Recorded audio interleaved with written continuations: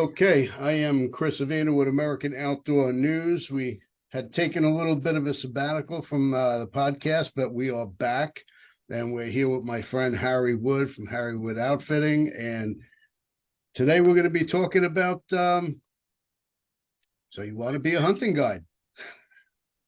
Harry, thanks so much for coming on. Thanks for having me, Chris. It's funny.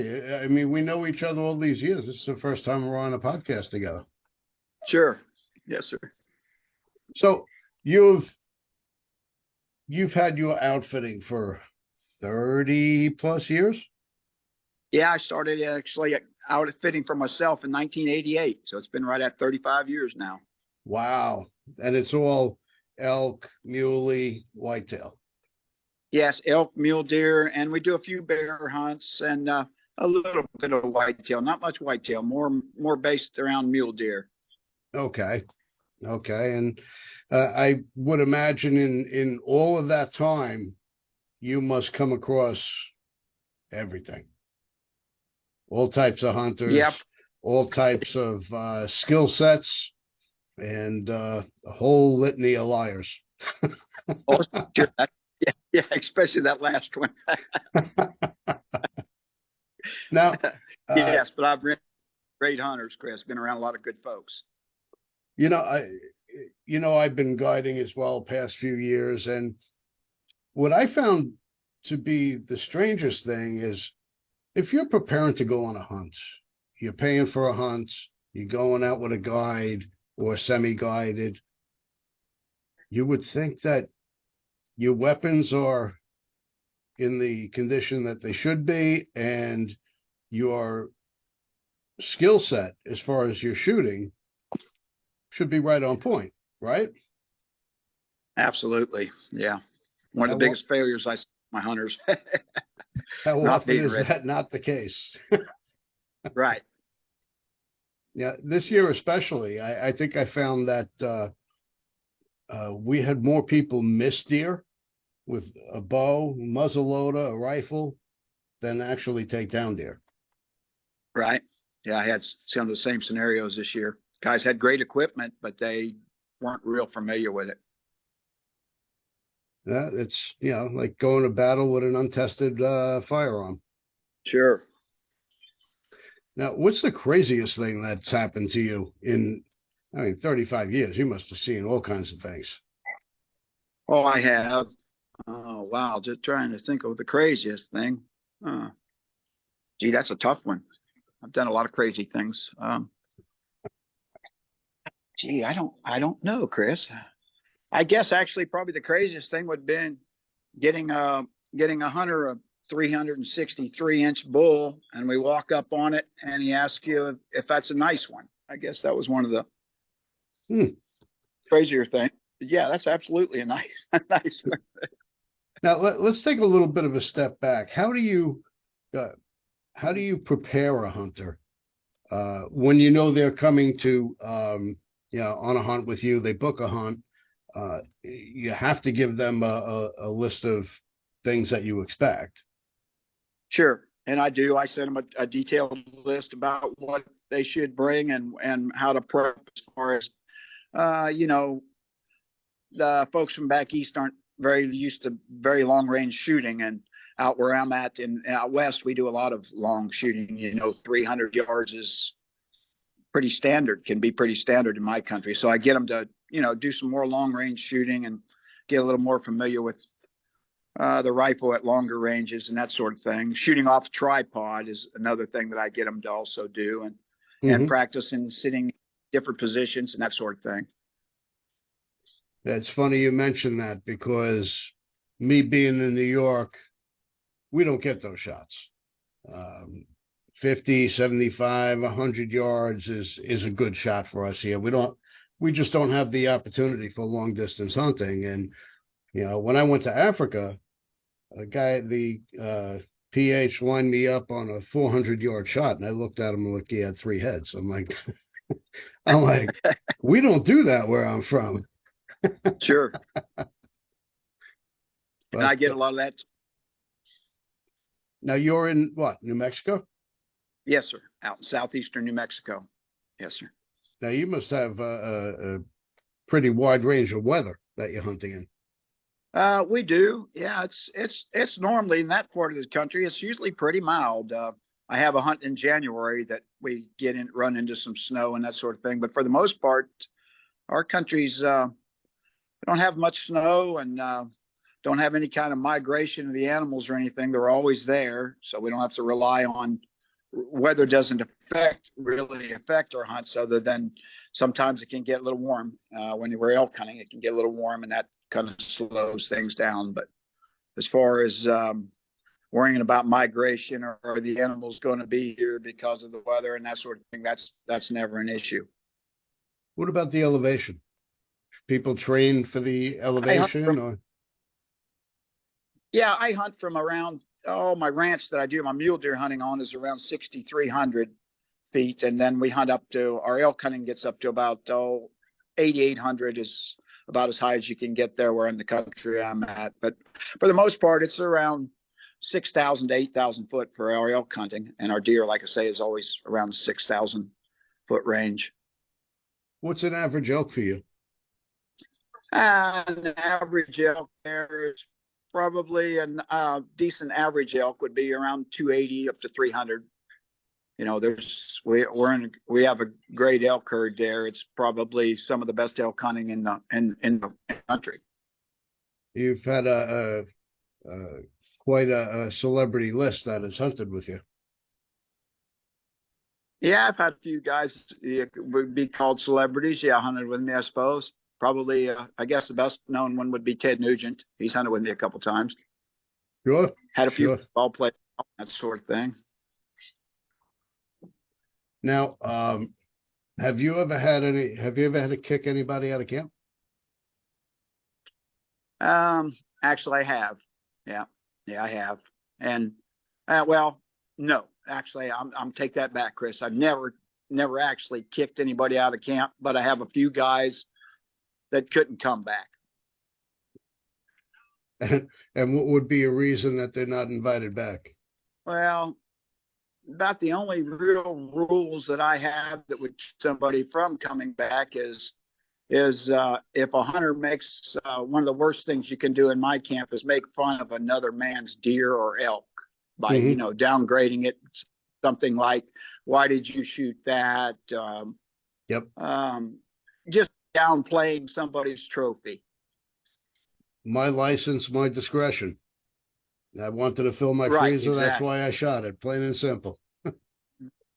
That's right. One of my things that I go on is if you like them, I like them. You know, I'm not going to pull you off something. If you like it and that's something that suits you, I'm going to let you take it. Have you ever had anybody that was bipolar or just a little off? Oh, sure. Yep, I have. All about themselves, guys that, that just couldn't do anything but talk about themselves and just, just so full of themselves that you just get tired of it after a day or so, But for the most part, hunters are great. I've been at it 35 years, So what can somebody expect when they come into your camp? Just a simple kind of a camp. I don't have a big lodge or anything. I don't even say I have a lodge. I have a small cabin out there. They can expect to be hunted real hard. I hunt my hunters very hard. We're up early and come in late. Not much of a nightlife at my camp because my hunters are usually pretty wore out when they get in. We feed you real well. You're well taken care of in that respect, and clean. Our camps are clean, dry, and warm. But like I say, you're not going to be staying in a 5-star lodge for sure. It's that. But my price mark doesn't reflect that either. You're not. I cater more to working type guys, Chris. So when somebody comes there, they're there to hunt. You're going to work them. You're going to work them good, and they're not going to be sitting in a stand waiting for something to walk by. They're working for it. No. You betcha. That's right. In fact, we do very little stand hunting. I have a hunt in January where it's archery only, And we do a little bit of stand hunting on the afternoons on the archery hunt, but it's even primarily spot and stock type hunting. But sometimes in the afternoons, I'll set my hunters over a water source or something when the rut's going on. But pretty much it's what I like. It's Western type hunting, which is what I like anyhow, because it's more walking and prowling around in 4-wheel drives and lots and lots of glassing and that sort of thing. I'm gonna have to connect you with my friends at Bow Spider, because if you're running and gunning with a bow, thing it hooks right to your hip and it's easily accessible. Your hands are free when they need to be, and you've got your bow in your hand as quickly as faster than pulling it out of your backpack. That's for sure. Sure, yeah. Now, your archery season, does that include crossbow? It doesn't. No, we're not allowed to use crossbows unless you're what they consider mobilely impaired. Then you can use a crossbow. It's very limited in New Mexico on uses of crossbows. I wish they were legal, really, because my hunter base would increase a bunch. Yeah, here it's the last 2 weeks of bow season. You could use a crossbow. Oh, okay. Which it's a bow. I don't see any reason why there should be such an issue with it. I don't either, Chris. I don't have an issue with it. I wish New Mexico would go ahead and legalize it where you could use crossbows. But they're kind of taking a step back. Like this year, the state made them take the scopes off the muzzle loaders. We used to be able to use a scoped muzzle loader to hunt with, and now the state restricted that. This was the first year that they had muzzle loader season with no scopes. And I don't know that was a great idea. What's the rationale behind that? Well, they said that the success rate was just too high on the muzzleloading hunting and with the scopes. But myself, I feel like the wound rate's going to go up now just because of what we're talking about by not being able to use your scopes. Coyotes are going to be eaten well. Right, exactly. Yeah, exactly. So you're primarily an elk camp, and the muleys are just extra. Well, actually, it's the other way around, Chris. The mule deer has been the backbone of my business all these years, simply because I could book you today on a mule deer hunt, and you could come out and purchase your license. The elk hunting is on a drawing. So they have to draw the license, and that's a pretty restricted draw. It's a great hunt. They're able to draw the tag, but getting the tag can be kind of tough. Now, everyone thinks it's so glamorous being an outfitter. It's easy. You're just hunting. What actually goes into being an outfitter? Oh, gee whiz. So much. so much. I was blessed. I had a great father. In fact, my dad was the best hunter I've ever been. I've been in the woods with lots of great hunters. Nobody was equal to my dad. And as a kid, I was fortunate enough that my dad took me lots of places. I hunted in Maine several times, Idaho, Canada, just a lot of. I was really blessed with a great father who took me. And I know I was kind of a pain in the butt to drag around, but he took me. So, how do you go about becoming an outfitter? Actually, I got to be an outfitter I was on a guided hunt out in Colorado, in western Colorado. I was on a bear and an elk hunt, and the outfitters seen that I was kind of hunt savvy, and he just asked me if I would want to come out and help him the next year. And I said, boy, that's something I always thought about doing. And so I went out and worked for him for a couple of years and did really well. And then went off on my own. Well, that was in Colorado, and then I started outfitting down in New Mexico. Well, I think there's a lot more that goes into it than just having a passion for hunting. Absolutely. You got to be politically correct as well these days. Oh, for sure, for sure. especially in New Mexico. Gee whiz. I'm not real big on their political stance out there, but we won't How, get into that. how is your governor that wants to take away your Oh, Second Amendment right? oh, terrible, terrible, Chris. Yeah, Yeah, I wrote a nice article about her in our last issue. It was great, great. scathing, She needs all the publicity she can get. and she's not giving up. She's not giving up. No, she's not. She's No, doubling she's not, down. Chris. Yeah, yeah, she sure is. Yeah, Now, I love to hunt New Mexico, but there's lots of things in that state that I'm not just too proud of. now you've pretty much hunted a lot of the U.S. Where's your favorite place to hunt? Actually, New Mexico. New Hmm. Mexico's been a place. It's so diversified. We have a lot of different animals there, and the hunting is really great there. It's very game rich. You know, that's one state I haven't been to yet, and it's on my bucket list. So if I'm gonna go, I might as well shoot something while I'm there. That's right. Well, you're hooked up with a guy now that's don't wait too long. I don't know how much longer I'm going to be in this business, but I got another year or so anyhow. Good Lord's willing, and I'm able to climb the mountains. I'm going to keep going. Yeah, well, my knees aren't as young as they used to be. Oh, mine either. That's why they make knee braces. Yeah, yeah, that's a fact. Yes, sir. That's I see a mountain lion over your head over there. And a big one. That's one my dad killed in Idaho, Boone and Crockett. That's a nice one. Boy, he is a big one. Yes, sir. Very big. You do any cat hunts?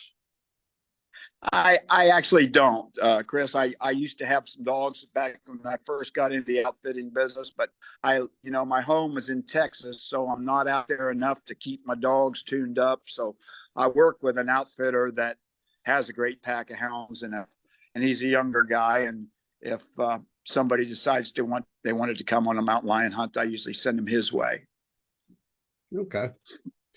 Well, there's a lot of personalities that you must deal with every day when you have different groups come in. Um, I'm sure you've had some clashes, customers clashing with each other, or just don't see eye to eye with a customer. Sure, yeah. But it's something we work through, and I don't let things get me down too much. I just kind of blow it off. And one of the main things I like is, one of the first things I try to get across to my hunters is don't try to guide the guide. You hired a guy to guide you, so let me guide you. Please let me guide you.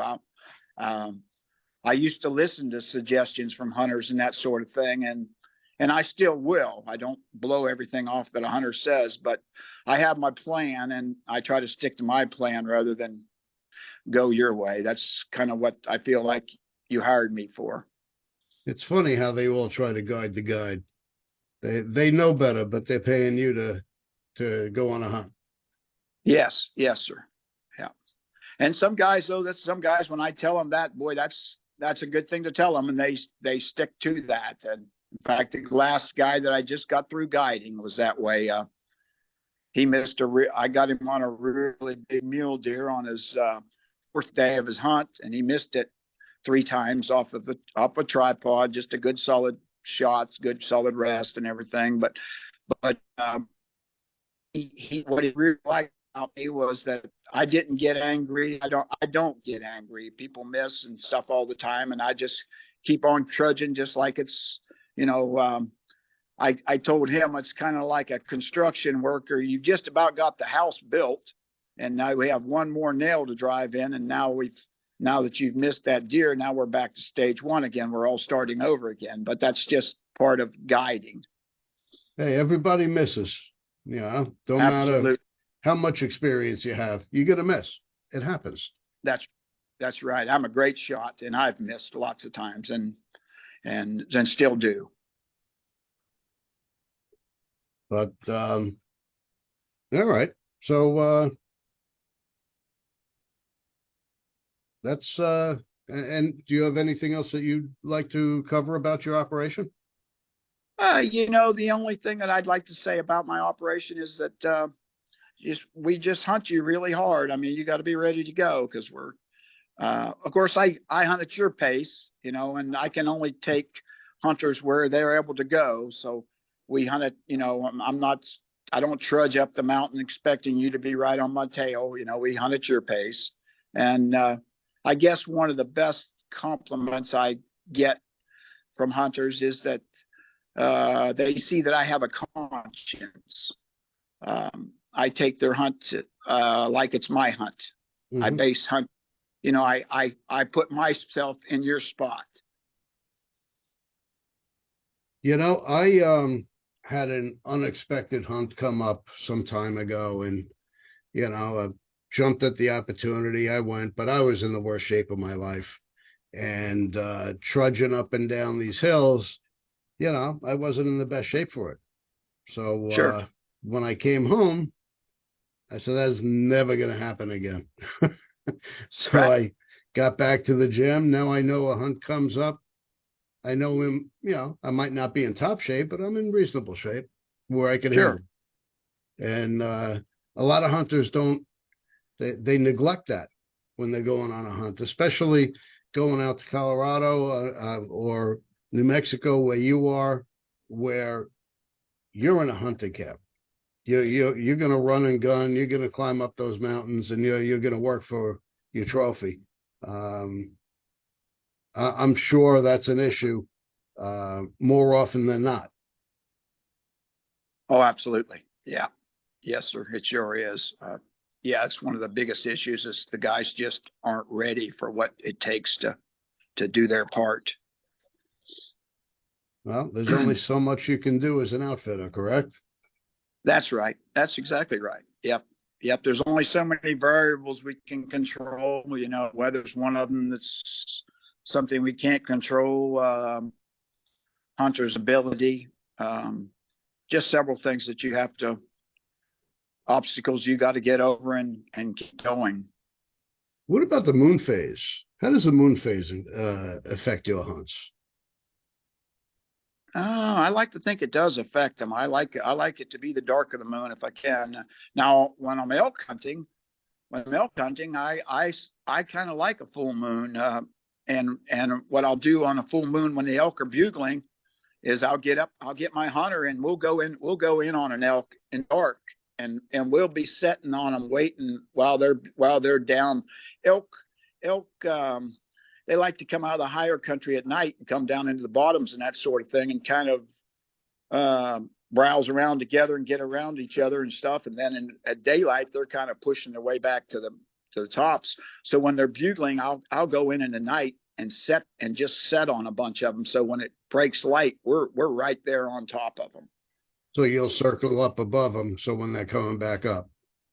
Yes, sir. Yes, or get right in there, just right there with them. And as soon as it gets light, um, we shoot them right there in the bottoms lots of times before because after after it breaks light and the elk are starting back to their bedding area, you're kind of chasing them rather than being right there where they are when it breaks light. It can be so easy if you're in the right spot at daylight.